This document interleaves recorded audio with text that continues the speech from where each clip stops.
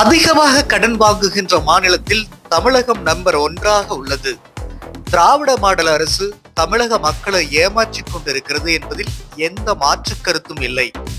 இந்த ஆண்டு பொங்கலுக்கு தரமான பொருட்களை தமிழக அரசு வழங்க வேண்டும். தமிழக மக்களுக்கு நான் தான் அப்பா என்று சொன்னவர் மத்திய அரசு பார்த்து கொள்ளட்டும் என்று கை கழுவி விட்டார். ஈரோட்டில் வானதி சீனிவாசன் பேச்சு.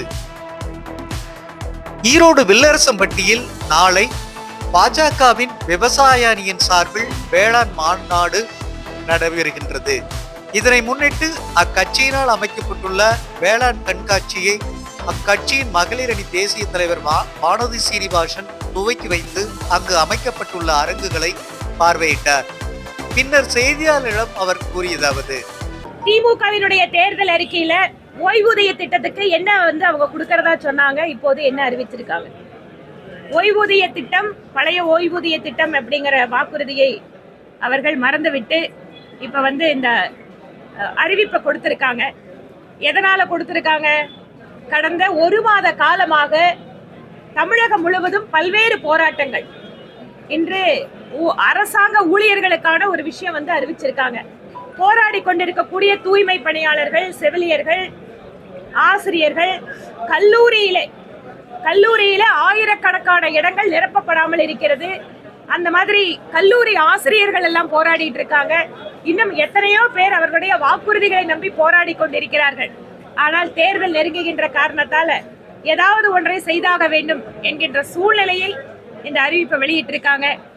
ஏற்கனவே அதிகமாக கடன் வாங்குகின்ற மாநிலத்தில் நம்பர் 1 மாநிலம் தமிழகம். இவர்கள் ஆட்சிக்கு வந்த காலத்தில் இருந்து இப்போது வரை தமிழகத்தினுடைய கடன் சுமை பல மடங்கு ஏறி இருக்கிறது. சரி, அந்த முதலீடு என்பது வேலைகளை உருவாக்குவதற்காக, கட்டமைப்பு வசதிகளை மேம்படுத்துவதற்காக இருக்கிறதா என்றால் அதில் எத்தனை சதவிகிதம் அந்த வாங்கின கடன்ல அது போயிருக்குன்னு பார்த்தா மிக மிக குறைவானது. தமிழக மக்களை ஏமாற்றிக் கொண்டிருக்கிறது திராவிட முன்னேற்ற கழக அரசு என்பதில் எந்த மாற்றமும் கிடையாது. தேர்தலுக்காக சில அறிவிப்புகள் வாயிலாக சட்டம் ஒழுங்கு பிரச்சனை, பெண்களுக்கான பாதுகாப்பு பிரச்சனை, இங்கு இருக்கக்கூடிய விவசாயிகள் மற்றும் பட்டியலினத்தை சார்ந்தவர்கள் பிரச்சனை எல்லாம் மூடி மறைக்க நினைக்கிறது திமுக அரசு.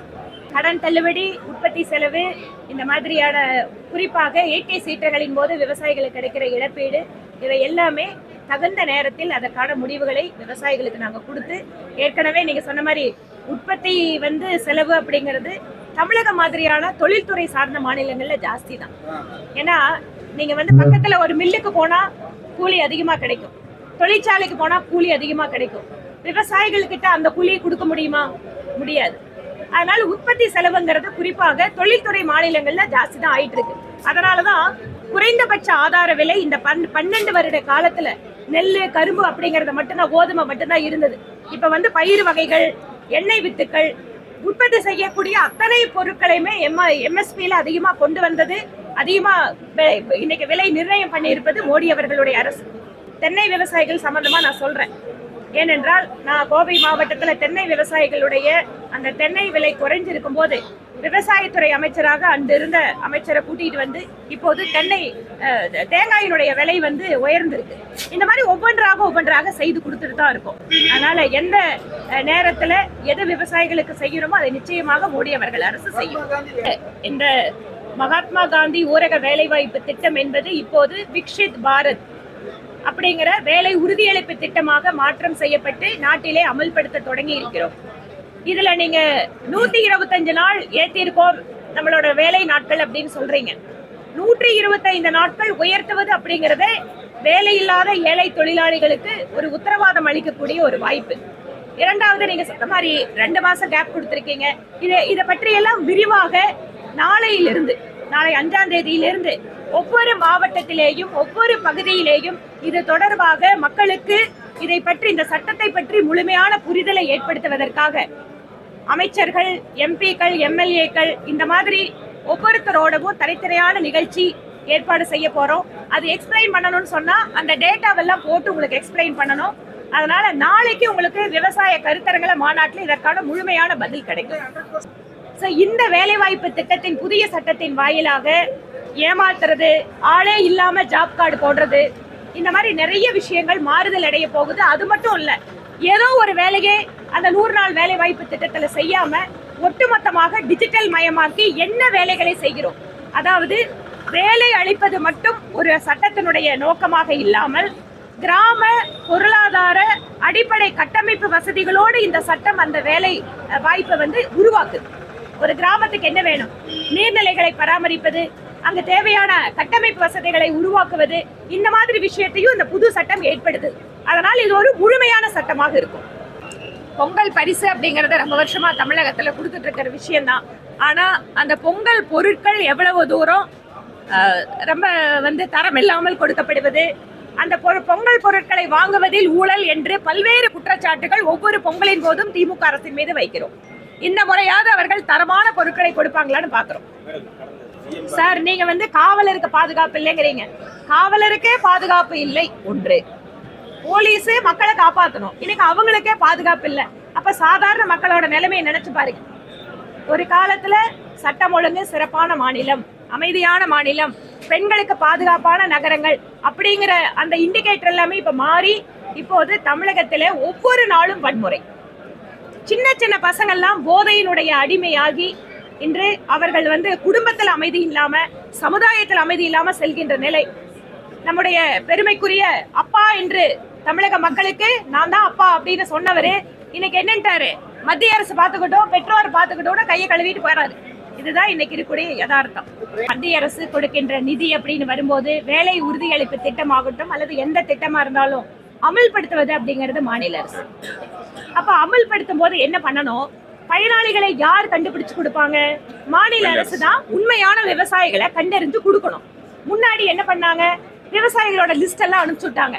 அதுல பார்த்தோன்னு சொன்னா நிறைய மாவட்டங்கள்ல போலியான கணக்குகளை உருவாக்கி அந்த பணத்தை பெற்று வருவதாக இந்த மாதிரியான குற்றங்கள் நடந்த காரணத்தால மத்திய அரசு என்ன சொல்லுச்சு? அதனால சொல்றேன், அதுல ஊழல் நடந்திருக்கு. அரசாங்க அதிகாரிகள் கிட்ட விழுப்புரம் இல்ல நாமக்கல் ஆயிரக்கணக்கான பேர்ல போலியாக விவசாயிகள் கணக்குகளை பணம் வாங்குறது தெரிஞ்சதுனால இப்போ மாநில அரசு எந்த அளவுக்கு விவசாயிகளோட உண்மையான விவசாயிகளை கொடுக்கறாங்களோ அதுக்கு எல்லாத்துக்கும் பணம் கொடுத்துறோம். அதனால மாநில அரசு எத்தனை விவசாயிகளை கொடுக்கறாங்களோ அந்த அளவுக்கு மத்திய அரசு கொடுத்துரும். ஒன்று. இரண்டாவது, 10,000 ரூபாய் அப்படிங்கிறது தேவைப்படும் போது பிரதமர் மோடி அந்த உதவியை பண்ணவர். அவர் இந்து அறநிலைத்துறை அமைச்சர் அப்படிங்கிற ஒரு பொறுப்பில் இருந்து அவர் பேசாமல் விலகி விடலாம். அவர் நல்ல சாமி கும்பிடுறவர் தான், எனக்கும் தெரியும். எப்பவும் மாலை போட்டிருப்பாரு, எப்பவும் நெத்தியில குங்கும திருநீரோட இருப்பாரு, நல்ல ஒரு பக்திமான். ஆனா அந்த பக்திமான் தனிப்பட்ட முறையில பக்திமான் ஓகே, ஆனா அவரு இந்து மக்களுடைய இந்து கோயில்களை நிர்வகிக்கின்ற ஒரு பொறுப்புள்ள அமைச்சர். ஆனா அவர் எப்படி பிஹேவ் பண்றாரு? அவர் அமைச்சர் மாதிரி பேசுறாருங்களா? பக்தர்களோட பொது இடத்திலேயே அவர் அப்படி பேசுறாருன்னு சொன்னா அவரு இந்து கோயில்களை, இந்து தர்மத்தை அவர் பாதுகாக்க இருக்கக்கூடிய பொறுப்புல இருக்காருங்கிற சந்தேகமா இருக்கு. அவர் எல்லா கோயிலுக்கும் நல்லபடியா போயிட்டு வரட்டுங்க, ஆனா நிர்வாகத்தை மட்டும் தயவு செஞ்சு நம்பிக்கை இல்லாம இல்ல பக்தர்களை புண்படுத்துற விதத்துல பேசுறது, பக்தர்களோட வசதி குறைவை பத்தி கவலைப்படாம போற எப்படி தன்னோட பொறுப்பை நிறைவேற்றிட்டு இருக்காரு. திராவிட முன்னேற்ற கழக அரசு திரும்ப திரும்ப திரும்ப அவர்களுடைய அமைச்சர்களாகட்டும், அதிகாரிகளாகட்டும், முதலமைச்சராகட்டும், துணை முதல்வராகட்டும் எப்படியாவது இந்துக்களை இழிவுபடுத்தி அதன் வாயிலாக சிறுபான்மை ஓட்டுகள் வந்தால் போதும் என்று நினைக்கின்ற மனப்பான்மையில தான் இன்னைக்கு இருக்காங்க. கருத்து கணிப்பு ஒரு பக்கங்க, மக்கள் கணிப்புன்னு ஒண்ணு இருக்கு. அதனால மக்கள் கணிப்பு நிச்சயமாக தேசிய ஜனநாயக கூட்டணிக்குத்தான் இருக்க போகிறது. எந்த மாற்றம் கிடையாதுங்க. இது போன்ற காணொளிகளை காண்பதற்கு எங்களது சேனலின் பெல் பட்டனை அழுத்தி சப்ஸ்கிரைப் செய்து எங்களுடன் இணைந்திருங்கள். மேலும் காணொளியை மற்றவர்களுக்கும் பகிருங்கள். எங்கள் சேனலை சப்ஸ்கிரைப் செய்துள்ளவர்களுக்கு எங்களது நன்றி.